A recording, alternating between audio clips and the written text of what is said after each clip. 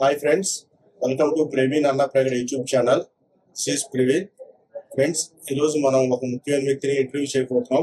పల్నాడు జిల్లాలో one of the famous person, అతనే మా ఊరి ఎమ్మెల్యే చంద్రబాబు అరవింద్ బాబు గారు. సార్ నమస్తే. నమస్కారం సార్, ఎలా ఉన్నారు సార్? ఫైన్ సార్, అంతా బాగుంది.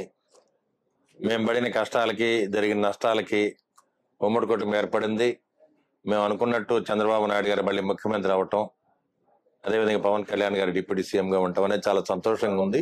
ప్రజలు తలుచుకుంటే ఏదైనా చేయగలరు. ఆనాడు జగన్మోహన్ రెడ్డి గారిని 151 సీట్లు ఇచ్చి వాళ్ళని గెలిపించారు. మీ వాళ్ళ చంద్రబాబు నాయుడు గారు 124 సీట్లతో గెలిపించారు. అంటే ఇది ప్రజల యొక్క గొప్పతనం, ఇది ప్రజల తీర్పు. నాయకులు కానీ అందరూ ఎవరు గొప్పతనం కాదు, ఇది ప్రజల గొప్పతనం, వాళ్ళ తీర్పు. ముఖ్యంగా నారా చంద్రబాబు నాయుడు గారు, పవన్ కళ్యాణ్ గారి నారా లోకేష్ బాబు గారు పడిన కష్టానికి ఇది ప్రతిఫలం.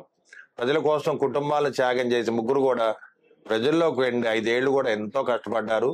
అదేవిధంగా నర్సాబాద్ అసెంబ్లీలో కూడా అరవింద్ బాబు ఒక సామాన్యమైన కార్యకర్తగా నేను పనిచేశాను.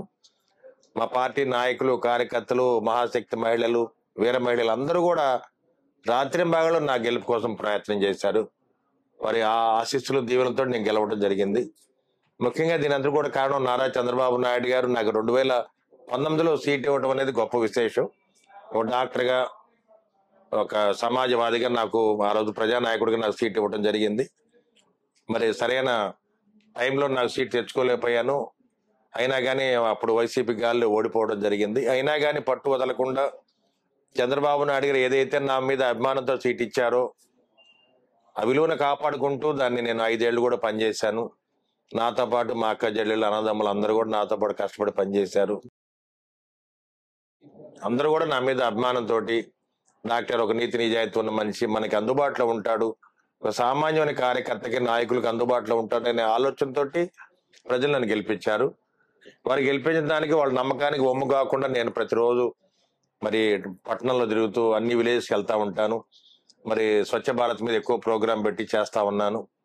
తప్పనిసరిగా నారా చంద్రబాబు నాయుడు గారు, మరి నారా లోకేష్ బాబు గారు, పవన్ కళ్యాణ్ గారు ఈ రాష్ట్రం కోసం ఏ విధంగా కష్టపడుతున్నారో అదే విధంగా నేను కూడా వారి అడుగుజాడలు నడుస్తానని చెప్పి మీడియా మొక్క తెలియజేస్తున్నాను. డాక్టర్ అయ్యండి మీరు రాజకీయాల్లోకి ఎందుకు వచ్చారంటే ఏం చెప్తారు సార్? అంటే నాకు రాజకీయాలు కొత్త ఏం కాదండి. చిన్నప్పుడు 6 ఏళ్ల వయసు అప్పటి నుంచి కూడా మేమందరం కూడా కమ్యూనిస్ట్ పార్టీలో పనిచేస్తుండేవాళ్ళం, సిపిఐలో పనిచేసేవాళ్ళు, ఏఎస్ఎఫ్ లో పనిచేసేవాళ్ళు, విద్యార్థి ఉద్యమాల్లో వీటన్నిటిలో కూడా మేము అందరం కూడా చేస్తా ఉండేవాళ్ళు. మా కుటుంబాలన్నీ కూడా మరి కమ్యూనిస్ట్ పార్టీకి అంకితమైన రోజులయ్యి. మొదటి నుంచి కూడా కాంగ్రెస్ పార్టీకి వ్యతిరేకంగా మేము పోరాటం చేసేవాళ్ళం.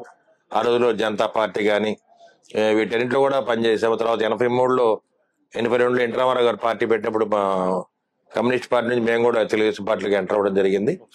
అప్పటి నుంచి విద్యార్థి రాజకీయాల్లో కూడా నేను ఉన్నాను. అప్పుడు తెలుగు యువత తరఫున గుంటూరు మెడికల్ కాలేజీకి నేను కాలేజ్ ప్రెసిడెంట్ కూడా చేయడం జరిగింది. తర్వాత ఇంకా నా ప్రాక్టీస్ లో ఉండి తర్వాత చంద్రబాబు నాయుడు మళ్ళీ నన్ను గుర్తించి, అంటే వీళ్ళ తాతయ్య గారు 3 సార్లు ఎమ్మెల్యేగా చేశారు కాకినాడలో, సివికి రావు గారు. మరి వాళ్ళు మనవడికి సీట్ ఇద్దామని ఆలోచనతోటి వారు నాకు అటువంటి అవకాశం ఇవ్వడం జరిగింది. అంటే ఒక డాక్టర్, ఒక లెఫ్టిస్ట్ భావాలు ఉన్న మనుషులు అయితే మనకి బాగుంటారు. మొదటి నుంచి కూడా తెలుగుదేశం పార్టీలో మరి ఎమ్మెల్యేలు అందరూ కూడా ఎక్కువ మంది communist party sympathisers. Communist party పూర్తిగా వారికి అండగా ఉండి పార్టీని ఇప్పటిదాకా నిలబెట్టిన ఘనత కూడా కమ్యూనిస్ట్ పార్టీ కార్యకర్తలది, నాయకులది. అది ఎప్పుడు గుర్తుపెట్టుకోవాలి. అటువంటి అవకాశం నాకు కమ్యూనిస్ట్ పార్టీలో ఉండి మరి టీడీపీలో కూడా నాకు సీట్ ఇచ్చినందుకు నేను చాలా గర్విస్తున్నాను. వారి నమ్మకాన్ని ఒమ్ము కాకుండా నేను ప్రజలతో ఉండి మళ్ళీ 2047 దాకా మరి ఉమ్మడి కుటుంబమే ఉంచాలనే ఆలోచనతోటి, మంచి నడవడికతోటి, నీతి నిజాయితీతో మనం పనిచేయాలనే ఆలోచన నాకుంది. తప్పనిసరిగా దాన్ని ఆచరణలో పెడతాను. ఎందుకంటే అతి సామాన్యంగా జీవించడం నాకు అలవాటు. పేద ప్రజల దగ్గరలో ఉండటం కానీ ఇవన్నీ నాకు అలవాటు బాగా. అందుకని ఏ చిన్న కార్యక్రమం ఉన్నా చిన్న పూరి గుడుచుకొని వెళ్తాను. ఆటో రిక్షా వాళ్ళతోనే నేను తిరుగుతుంటా, ఆటోలో వెళ్తుంటా, నాకే ఇబ్బంది కలగదు. ఎందుకంటే మనకి ఇచ్చిన దేవుడు ఈ జీవితాన్ని చాలా చిన్న జీవితం, ఉన్న జీవితంలోనే మనం ప్రజలకు అందుబాటులో ఉండాలి. ఇంతకుముందున్న నాయకుల్లా కాకుండా మనం మరి ప్రజలకు చేరువుగా ఉండి కమ్యూనిస్ట్ పార్టీ నాయకుల్లాగా పనిచేయాలి. 60-70 ఏళ్ల క్రితం నాయకులు ఎలా ఉన్నారు వాళ్ళలాగానే మనం ఉండాలి, ప్రజలు మనల్ని మెచ్చాలి అనే ఆలోచన నేను పనిచేస్తా ఉన్నాను. సార్, మీరు ఈ రాజకీయాల్లో రావాలనేది మీ నిర్ణయమేనా నేనైతే మొదటి నుంచి కూడా రాజకీయాల్లో ఉన్నాను, చదువులో ఉన్నాను, ఎప్పుడూ నిత్యం ప్రజాసేవలో ఉంటాను కాబట్టి రాజకీయాలు నాకు కొత్త కాదు. నేను నా ఆలోచన ప్రకారం ఎప్పటికైనా ప్రజలకు సేవ చేయాలి. ఒక ఎమ్మెల్యేగా అయితే ఇంకా బాగా చేయగలము, డాక్టర్ కంటే కూడా ఇంకా ఎమ్మెల్యేగా బాగా చేయగలము. డాక్టర్ కూడా నాకు మరి గుంటూరు, ప్రకాశం జిల్లా, కృష్ణా జిల్లా, మిర్యాలగూడ, నల్గొండ, మహబూబ్ నగర్ చాలా చోట్ల నుంచి పేషెంట్లు వస్తుంటారు. అంటే నేను ప్రాక్టీస్ పెట్టి కూడా 35 ఏళ్ళు దాటింది. మొదటి నుంచి కూడా అతి తక్కువ ఖర్చుతో నేను సర్జరీలు చేస్తుంటాను కాబట్టి ఇక్కడ బెంగళూరు, హైదరాబాద్, సబర్బన్ ఏరియాస్ లో అందరూ కూడా పేషెంట్లు మన దగ్గరికి వస్తారు. పెద్ద పెద్ద సిటీస్ లో 2 లక్షలు 3 లక్షలు ఖర్చు అవుతాయి అనుకున్నప్పుడు మన దగ్గరికి వస్తే 40-50 ఖర్చు తగ్గిపోద్ది అనమాట. అందువల్ల నర్సరావుపేట అనేది ఒక మెడికల్ హబ్ లాగా తీర్చిదిద్దా నేను. ఇది ఒరిజినల్ గా ఒక ఎడ్యుకేషనల్ హబ్, ఇది నర్సరావుపేట. మెడికల్ హబ్ కూడా తీర్చిదిద్దడం జరిగింది.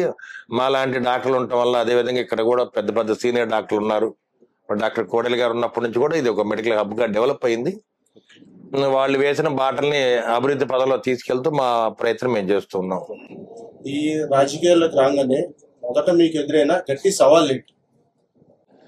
రాజకీయాల్లో అడుగుపెట్టినప్పుడు ఇక్కడ 2 వర్గాలే పోటీ చేయాలి అని ఒక నినాదం తీసుకొచ్చారు. కానీ నేనైతే ఎప్పుడు చిన్నప్పటి నుంచి కూడా ఈ కులాల మీద, మతాల మీద పెరిగిన మనిషిని కాదు. మా కమ్యూనిస్ట్ పార్టీ కుటుంబం కాబట్టి మా కుటుంబంలోనే 14 కులాలు ఉన్నాయి. మాకు మానవ సంబంధాలు తప్పితే కుల సంబంధాలు ఇవన్నీ ఉండవు. అందువల్ల నేను ఎక్కడ ఆధారపడలేదు. మామూలుగా చదువుకున్న పిల్లలైతే ఒక కుటుంబాల్లో పెరిగిన వాళ్ళు ఆధారపడతారు. కానీ మనం చిన్నప్పటి నుంచే కొంచెం కమ్యూనిస్ట్ పార్టీలో ఉన్నాం, ధైర్యంగా తిరిగేవాళ్ళం, ఎన్నో పోరాటాలు చేసాం, ఎక్కడ భయపడేది లేదు. ఈ విధంగా తెచ్చినప్పుడు నేను దాని గురించి అనుకోవాలి. ఎందుకంటే ఒక వ్యక్తిని నమ్మితే మాత్రం ప్రజలు కులాన్ని నమ్మరు, మతాన్ని నమ్మరు, డబ్బులు నమ్మరు, మనిషిని నమ్ముతారు. మనిషిని నమ్మినప్పుడు ఆ రోజు మరి ఎన్టీ రామారావు గారిని 83లో విపరీతమైన అఖండ మెజార్టీ గెలిపించడం జరిగింది. మరి అప్పుడు కూడా కాంగ్రెస్ పార్టీ వాళ్ళు గొప్ప గొప్ప వ్యక్తులు ఉన్నారు. అయినా కానీ ఎన్టీ రామారావు గారు భయపడకుండా ఆయన 9 నెలల్లోనే ప్రభుత్వాన్ని ఏర్పాటు చేయడం జరిగింది.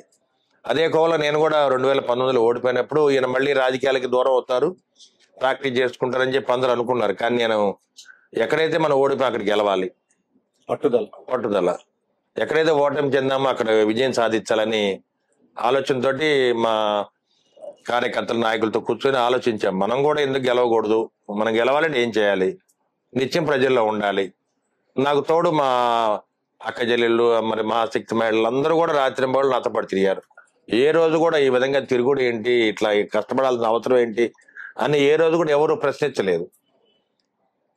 నేను ఎక్కడికి రమ్మంటే అక్కడ రోజు 300-400 మంది మరి మహిళలు వచ్చేవాళ్ళు, చక్కగా కష్టపడి పనిచేసేవాళ్ళు. అయినా కానీ అరవింద్ బాబు కులం లేదు, ఈయనకి ఏం లేదు, వర్గం లేదు, ఈయనేం గెలుస్తాడు అనుకునే వాళ్ళు ఉన్నారు.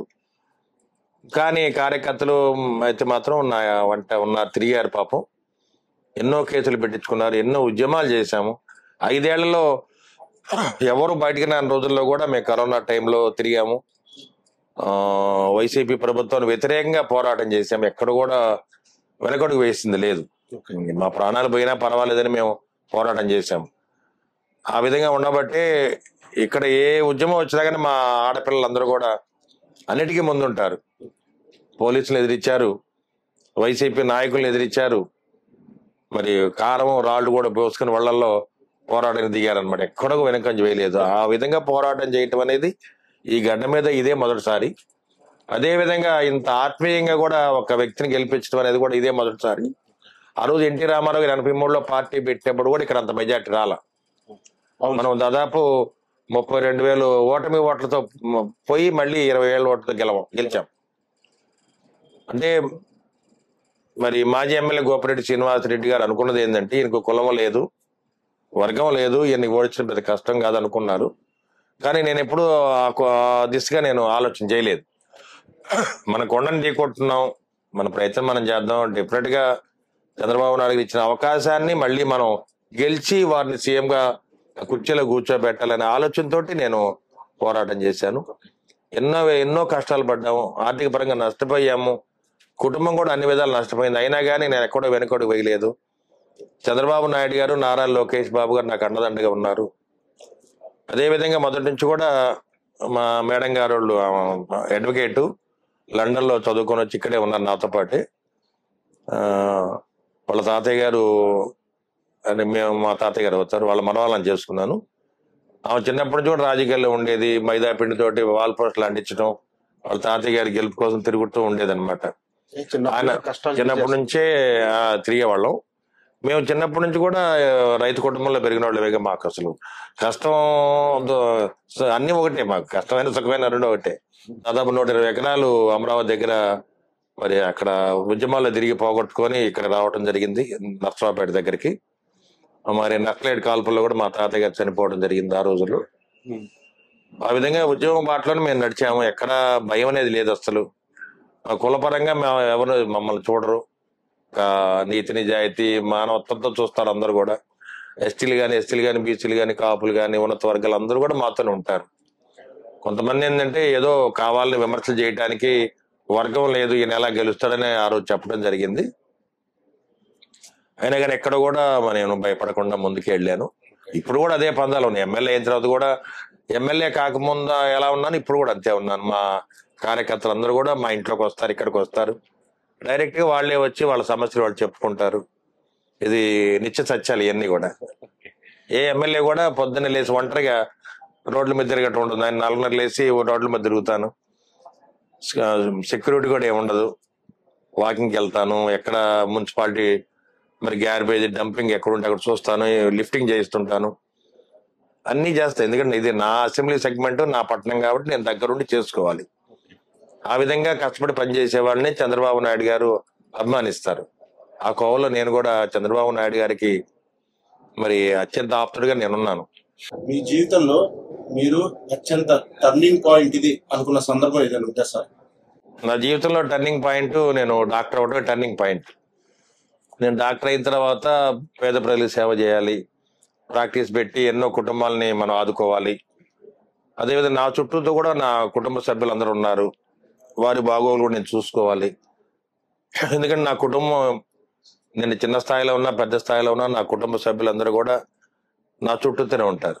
అందుకని వారందరినీ కాపాడుకునే బాధ్యత నాకుంది. అదేవిధంగా నా కుటుంబ సభ్యులందరూ కూడా నాకు అండగా ఉన్నారు. ఒక అభిమానంతో మరి ఎన్ని విధాలు నష్టపోయినా కానీ నాకు అండగా ఉన్నారు. అందరూ కూడా సమిష్టిగా కృషి చేసి ఓడిపోయినప్పుడు కూడా కుంగిపోలేదు, గెలిచినప్పుడు పొంగిపోలేదు. అందరూ కూడా పూర్తిగా అండగా ఉన్నారు. మా పిల్లలు కానీ వాళ్ళ ఫ్రెండ్స్ కానీ అందరూ కూడా అరవింద్ బాబుని గెలిపించాలని ఎక్కడి నుంచి ఎన్ఆర్ఐలు వచ్చారు, హైదరాబాద్ నుంచి వచ్చారు. మీలాగా ఎంతో మంది మీడియా వాళ్ళు కూడా వచ్చి డాక్టర్ని గెలిపించాలి, 20 ఏళ్ళ తర్వాత ఇక్కడ జెండా ఎగరేయాలి, ఒక పట్టుదలగా అందరూ వచ్చేసారు. ఎందుకంటే ఇక్కడ వ్యక్తి ముఖ్యం, కులాలు మతాలు డబ్బుల కంటే కూడా వ్యక్తి ముఖ్యం. ఈ వ్యక్తిని గెలిపించుకోవాలనే ఆలోచనతోటి మరి ఆదిత్య ఫ్రెండ్స్ కానీ, అమూల్య ఫ్రెండ్స్ కానీ, మేడం గారు బంధువర్గం కానీ, మా మహాశక్తి మహిళలు అందరూ కూడా ఒక కఠోర దీక్ష చేయడం జరిగింది. ఆ కఠోర దీక్ష వల్లే మనం ఇక్కడ గెలవగలిగాం. ఆషామాషిగా చేస్తే మాత్రం మేము గెలవలేము. ఇక్కడైతే నర్సరావుపేట అసెంబ్లీ సెగ్మెంట్ లో టీడీపీ పార్టీ అండగా ఉంది. మేము కష్టపడ్డాము. ఒక గాలిలో అయితే మేము గెలవాల, మా కష్టంతో మేము గెలిచాము. ఇది నేను డైరెక్ట్ చెప్పగలను. కానీ అటువంటి అభిమానాన్ని మాకు చంద్రబాబు నాయుడు చూపించారు. మా కుటుంబ సభ్యులతో కూడా ఆయన మేము ఉద్యమాలు చేసినప్పుడు నాకు దెబ్బలు తగిలినప్పుడు కూడా మరి చంద్రబాబు నాయుడు గారు, నారా లోకేష్ బాబు గారు, భువనేశ్వరి గారు మేడం గారితో మాట్లాడుతుండేవాళ్ళు, పిల్లలతో మాట్లాడేవాళ్ళు. మీరు ఎక్కడా భయపడొద్దు, మేము ఉన్నాం అండగాని చాలా సార్లు ధైర్యాన్ని చెప్పేవాళ్ళు. అదేవిధంగా ఇప్పుడు కూడా మీరు బాగా పనిచేయండి, మీరు ఎమ్మెల్యేగా మీరే ఉంటారు, ఎక్కడ కూడా మీరు ఎటువంటి ఆలోచన పెట్టుకోవద్దు, మీ కుటుంబ సభ్యులకే మేము మళ్ళీ సీట్ ఇస్తామని కూడా చంద్రబాబు నాయుడు నాకు చెప్పడం జరిగింది. నేను రేపు ఎలా ఉంటుందో నేను చూడను, ప్రతిఫలం ఆశించకుండా నేను పనిచేస్తాను. ఒక సర్వసంగ పరిత్యాగలుగా పనిచేయడం నాకు అలవాటు. మరి అది మా పిల్లలు మీ పిల్లలందరూ కూడా మీకు తెలుసు కాబట్టి, మాతో పాటు తిరిగారు కాబట్టి నా వ్యక్తిత్వం మీకు తెలుసు. ఇదే మీడియాకి చెప్తున్నాను. సార్, మీరు మొట్టమొదటి టీడీపీలో జాయిన్ అయినప్పుడు మీకు ఎదురైన సందర్భాలు ఏంటి?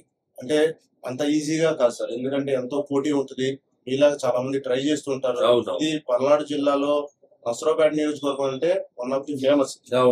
ఇక్కడ మీరు సీట్ రావడం అనేది అంత ఆశమాషి కాదు. సో ఆ పోరుని మీరు ఎలా తట్టుకున్నారు? మీకు ఎదురైన సవాళ్ళు ఏమిటి? దాన్ని అధిగమించి మీరు ఎట్లా రాలేదు? 2019లో ఇక్కడ 2004లో కాంగ్రెస్ పార్టీ గెలిచింది. 2009లో మళ్ళీ కాంగ్రెస్ పార్టీ గెలిచింది, కాసు కృష్ణారెడ్డి గారు. 2014లో బీజేపీకి ఇస్తే ఓడిపోవడం జరిగింది. 2019లో 15 రోజులు టైం ఉన్నప్పుడు డాక్టర్ గారు నాకు ఇవ్వడం జరిగింది. ఈ సీట్ రావడానికి కూడా ప్రధాన కారణం రాయపాటి సాంబశివరావు గారు. అదేవిధంగా మా పార్టీ నాయకులు కార్యకర్తలు అందరూ కూడా కష్టపడి డాక్టర్ సీట్ ఇవ్వండి గెలిపించుకుంటామని చెప్పి రావటం జరిగింది. కాకపోతే అనుకూల పరిస్థితులు లేవు కాబట్టి అప్పుడు నేను ఓడిపోయాను. ఆ సీట్ వచ్చినప్పుడు కూడా చాలా మంది నాకు వ్యతిరేకంగా చేయటం కూడా జరిగింది.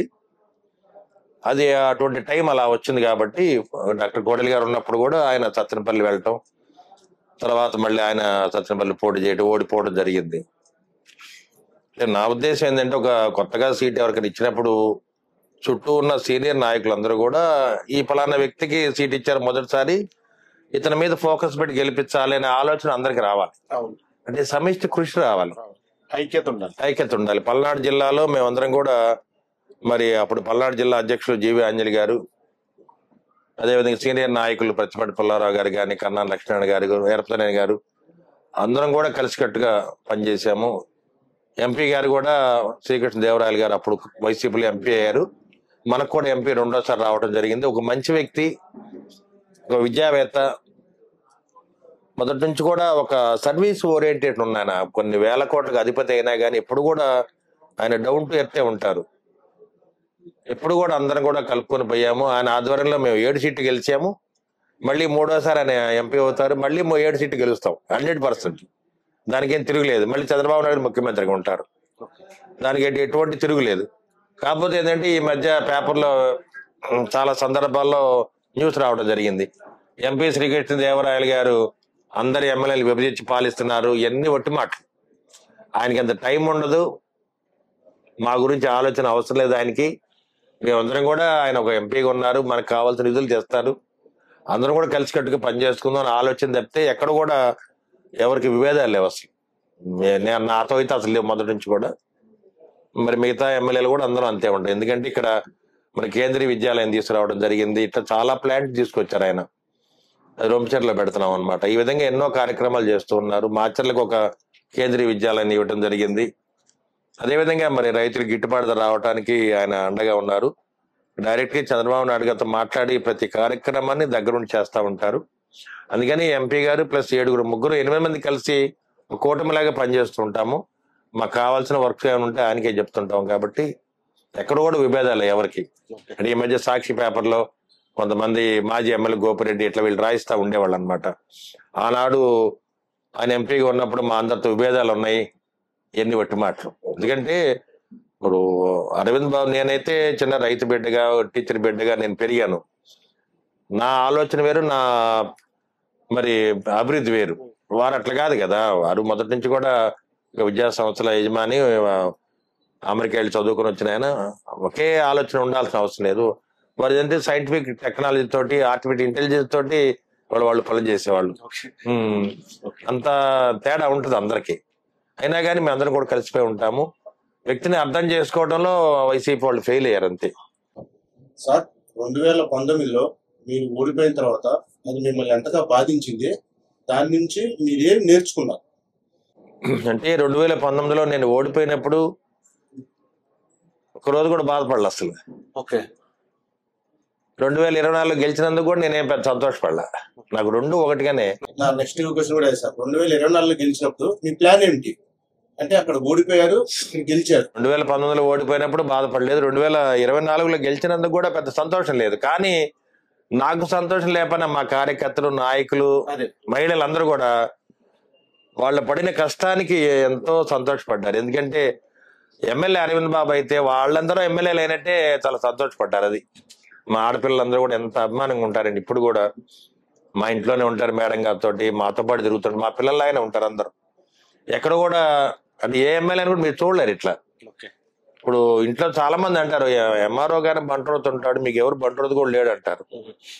మాకే అవసరం, ఒక సామాన్య ఎమ్మెల్యేలాగా ఉంటే చాలు. ఎందుకంటే గెలుపు ఓటములు అనేది మన కష్టంతో ముడిపడి ఉంటాయి. తప్పనిసరిగా మనం గెలవాలి, మళ్ళీ ప్రజలు మనల్ని మెచ్చాలనే ఆలోచనతో ముందుకు వెళ్తుంటాం తప్పితే అభివృద్ధి కార్యక్రమాల్లో ముందుకెళ్ళాలి. చంద్రబాబు నాయుడు గారు ఇచ్చిన బాటని ఆ బాటలో నడవాలి మేమందరం కూడా. ఎక్కడ కూడా వైసీపీ నాయకులు కార్యకర్తల మీద దుర్మార్గాలు చేయొద్దు, కేసులు పెట్టొద్దని చంద్రబాబు నాయుడు చెప్పడం జరిగింది. వాళ్ళు ఏదైతే చేశారో అది మనం చేయకూడదు. వాళ్ళు చేయలేని పనులు మనం చేయాలి. అంటే వాళ్ళని కాపాడుకోవాలి, అందరికి కూడా పెన్షన్ ఇవ్వాలి, రేషన్ కార్డులు ఇవ్వాలి, అదేవిధంగా అక్రమంగా కేసులు పెట్టద్దు అని చెప్పారు. మేము అట్లా ఉన్నాం. కానీ వైసీపీ తీరు మారలేదు. ఇప్పటికి కూడా గ్రామాల్లో అలజడి సృష్టించి ఏదో విధంగా గొడవలు పెట్టుకుందాము, వైసీపీ నాయకుల్ని కార్యకర్తల్ని భయపడదాము, ఇదే ఆలోచనతో ఉన్నారు. కానీ మేమైతే వాటిని ఖండిస్తూ ఉన్నాము. ఎక్కడ ఏ మీటింగ్ జరిగినా మేము ఒకటే చెప్తాము, టీడీపీ, జనసేన, బీజేపీతో పాటు మీరు కూడా రండి, మాతో కలవండి, జనజీవన స్రవంతిలోకి రండి. వస్తున్నప్పుడు చంద్రబాబు నాయుడు గారి యొక్క అభివృద్ధి చూడండి. ఎందుకంటే ఇక్కడ ఒక కులాలు, మతాలు, రాజకీయాలకు అతీతంగా మీరు రండి. మీ పిల్లలు కూడా బాగా చదువుకుంటున్నారు, వాళ్ళు కూడా సాఫ్ట్వేర్ ఇంజనీర్లు కావాలి, ఉద్యోగాలు రావాలి. అమరావతి రాజధాని, పోలవరం కడితే మన రాష్ట్రం అభివృద్ధి చెందుద్ది. మన రాష్ట్రం అంటే మీది కూడా, అందరం కూడా కలిసి పార్టీకి అతీతంగా ఉండాలి. కాబట్టి వాళ్ళు కూడా మేము చెప్తాను ఉంటాము. చాలా మంది వైసీపీ నాయకులు, కార్యకర్తలు కూడా పార్టీకి దూరం అయ్యారు. ఇవాళ మాజీ ఎమ్మెల్యే గోపిరెడ్డి శ్రీనివాసరెడ్డి కూడా దూరం అయ్యారు. ఆయన వల్ల ఇప్పుడు కూడా చాలా మంది కిరాయి గుండాలు కానీ, ఎన్నో మరి మైనార్టీ, ఎస్సీ మైనార్టీస్ చాలా మంది కుటుంబాలు పాడైపోయినాయి. ఇది చాలా బాధాకరం. ఎందుకంటే మన బాధ్యత ఏంటంటే మన వల్ల ఏ కుటుంబం నష్టపోకూడదు. నేను నష్టపోయిన పర్లా, మరి మా కార్యకర్తల నాయకుల కుటుంబాలు నష్టపోకూడదు. వాళ్ళని అండగా ఉండాలి మనం. కానీ అది ఆలోచించకుండా వైసీపీ ప్రభుత్వం వాళ్ళ హయాంలో ఎంతో మంది కిరాయి గుండాలని మరి డెవలప్ చేయటం, వాళ్ళ కుటుంబాలను నాశనం చేయటం వాళ్ళు చేశారు. అదేవిధంగా వైసీపీ ప్రభుత్వంలో మన పార్టీ నాయకులు, కార్యకర్తలు, టీడీపీ నాయకులు, ఉమ్మడి కుటుంబ నాయకులు చాలా మంది, వందల మంది గ్రామాలు వదిలిపెట్టి ఎక్కడికో వెళ్ళి బతకాల్సిన పరిస్థితి. మాచర్ల దగ్గర ఆత్మగురు కానీ, పిన్నిలు కానీ, ఇట్లా చాలా గ్రామాల్లో ఎంతో మంది మీద కేసులు పెట్టారు, అక్రమంగా దాడులు చేశారు. మరి నర్సాపేటలో అయితే మా అసెంబ్లీ సెగ్మెంట్ లో వెన్న బాల్కోటి బాబాయ్ గారిని రివాల్వర్తో కాల్చి చంపారు. ఇబ్రహీం అనే ఆయన్ని వెనక నుంచి కత్తిపోటుతో చంపారు. ఎన్నో దారుణాలు చేశారు. మేమందరం కూడా వాళ్ళ కుటుంబాలకు అండగా ఉన్నాం.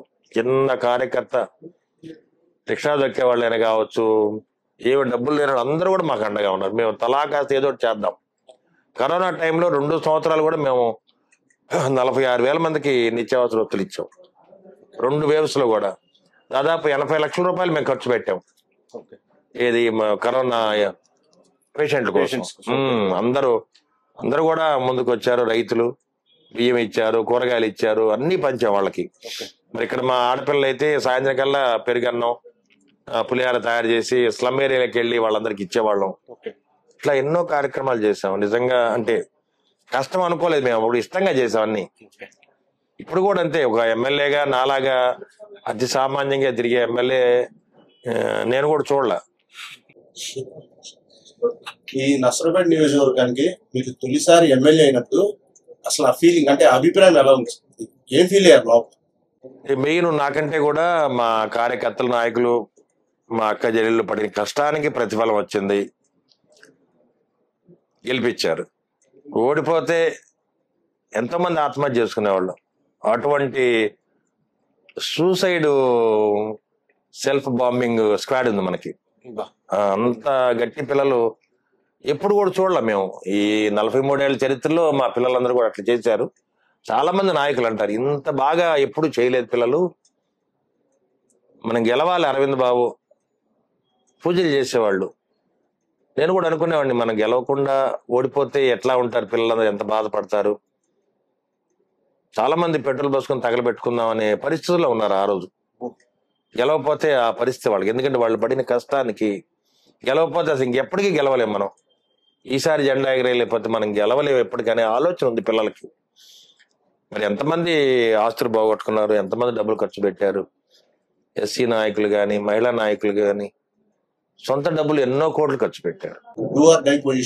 Do or die. అదృష్టం ఏంటంటే అందరూ బాగా పనిచేసాము. చంద్రబాబు నాయుడు గారు, పవన్ కళ్యాణ్ కష్టాన్ని చూశారు. ఇద్దరు వ్యక్తులు వేరేనే కానీ విజన్ ఒకటే అయింది. ఆ విజన్ తోటి మనం గెలిచాము. ఒక డాక్టర్ గా మీ అనుభవం ఒక రాజకీయంగా మీకు ఎట్లా ఉపయోగపడింది? అంటే నేను డాక్టర్ అయినా, కాపోయినా, రైతునైనా నా పందా ఒకటే. మొదటి నుంచి కూడా ప్రజలకు దగ్గరలో ఉండటం, వాళ్ళకి సర్వీస్ చేయటం ఇదే అలవాటు. డాక్టర్ అయ్యాను కాబట్టి మనకి కొంత రోల్ మోడల్ లాగా ఉంటాము. మన మీద గౌరవం ఎక్కువ ఉంటుంది ప్రజలకి.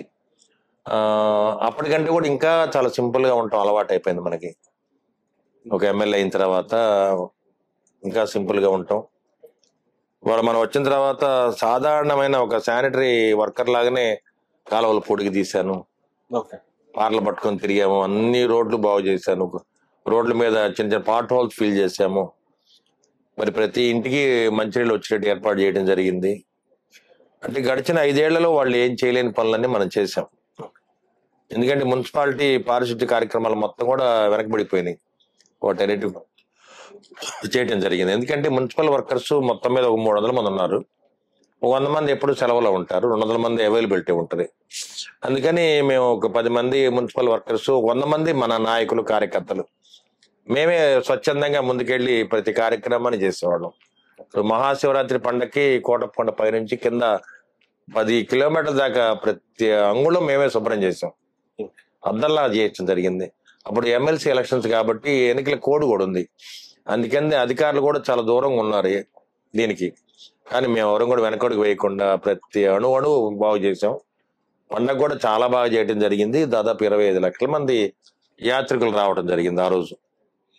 అదేవిధంగా ఇవాళ కూడా రోడ్లు, కొత్తగా రోడ్లు వేస్తున్నాము, మరి కల్వర్ట్స్ కడుతున్నాము. చేతనైన దాంట్లో ఇప్పుడు ప్రభుత్వం ఆర్థిక పరంగా ఇబ్బందుల్లో ఉన్నా కానీ చంద్రబాబు నాయుడు గారు ఎక్కడ అభివృద్ధి పనులు ఆపటం లేదు. అదేవిధంగా నిన్న మొన్న కూడా విదేశీ విద్యకు కూడా అప్లికేషన్ పెట్టుకోమని కూడా నిన్న పేపర్లో రావటం జరిగింది. అదేవిధంగా ఇప్పుడు పెన్షన్ కూడా 3,000 4,000 చేసాము. మరి వికలాంగులది 3,000 6,000 చేయడం జరిగింది. 100% పెన్షన్ ఉన్న వాళ్ళకి, బెడ్ రెడ్ వాళ్ళకి 15,000 రూపాయలు ఇస్తున్నారు. కిడ్నీ వ్యాధిగ్రస్తులకి నెల 10,000 ఇస్తున్నారు. మరి ఇమాములకి, పాస్టులకి, ముజావర్లు అందరికి కూడా జీతాలు పెంచారు. ఇట్లా చాలా కార్యక్రమాలు చేస్తున్నారు. అంటే ఏ కార్యక్రమం చేసినా ఒక ఆత్మీయత భావం అనేది ప్రభుత్వంలో ఉంది.